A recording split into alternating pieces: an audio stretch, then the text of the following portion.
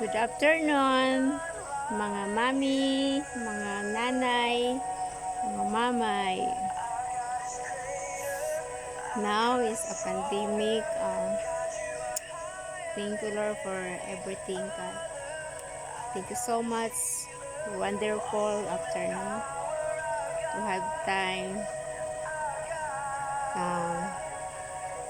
Meron lang po akong papakita sa inyo yung tanim ko, yung sa paso, yung mga buto ng sili na taing tagaluto namin sa kusina. Yung buto tinkuha ko at para itanim. So ito po, ganito po ang ginagawa ko. Pinakama ko po siya, tapos transfer. Ayan po yung kangkong, marami na pong nakuha. Mayroon din po akong kinuhang buto ng cherry tomato. Ngayon po ay pwede na siyang harvestin. Hinog na po. At saka yung sili, papakita ko sa inyo. Ang dami na pong bunga doon sa taas. Tapos mayroon akong linagay sa isang paso. So sana ma-enjoy kayo habang makita nyo mga bunga at makapagtanim din kayo. Ito po. So ayan, ang chili. Ayan, mahaba po siya. Ayan. So, madami na po bunga. Ito lang, maliit lang siyang paso. Dito ko tinanim. Ito namang itong mint. Kinuha ko lang yung tangkay para itanim. Ganito lang siya na tangkay, maliit.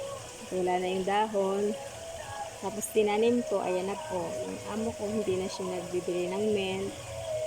Gumagawa na kami ng chutney. Yung pang Indian sauce, masarap. Pag gumagawa kami ng juice, lalagyan ko ng mintang juice, yung pastori, yung kalamansi, lemon, tapos pag gumagawa din, timpla ko ng Milo, pwede ko din siyang lagyan, or coffee. So, ito naman po yung cherry tomato. So, ang cherry tomato na binili ng amo ko sa Pasig, kumuha lang ako ng buto para ang tawag sa amin kinakama, ilagay sa isang maliit na plate na merong kunting lupa, tapos nandun ang buto. Sandali lang siya, mga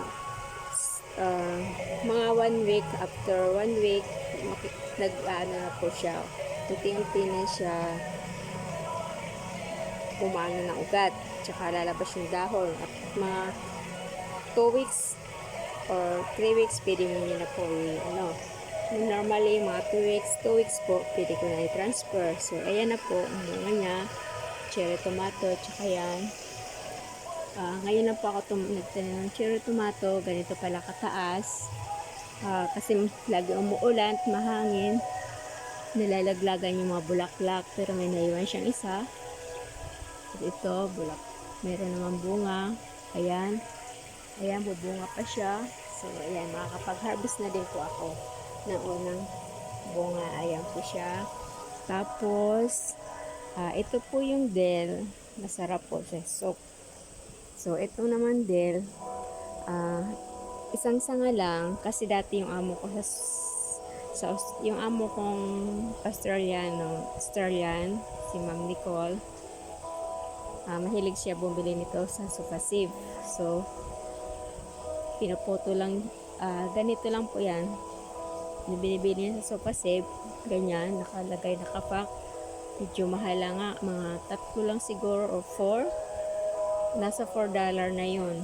So ngayon nagdala ako, nagtanim.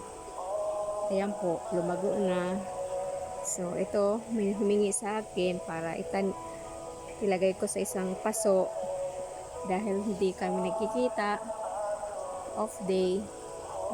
Tumaas na siya ng tumaas. Ito po yung basil.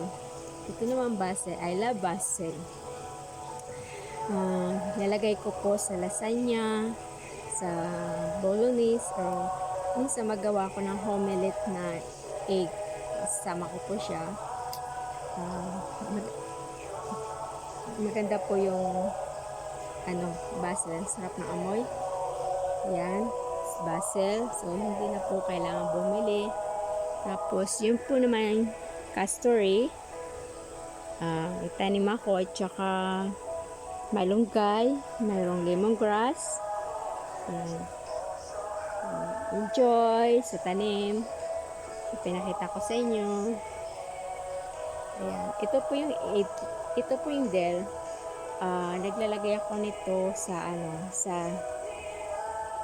pag nag-fried ako ng egg, ilalagay ko lang sa ibabaw. Or gawa ka ng soup, ilagay ko siya. Saka sarap po ng amoy ng Del. Herb po to. Ayan. So, yan po. It's my vlogs. Yes, you love the chili. The chili. So, alat bunga. Thyme.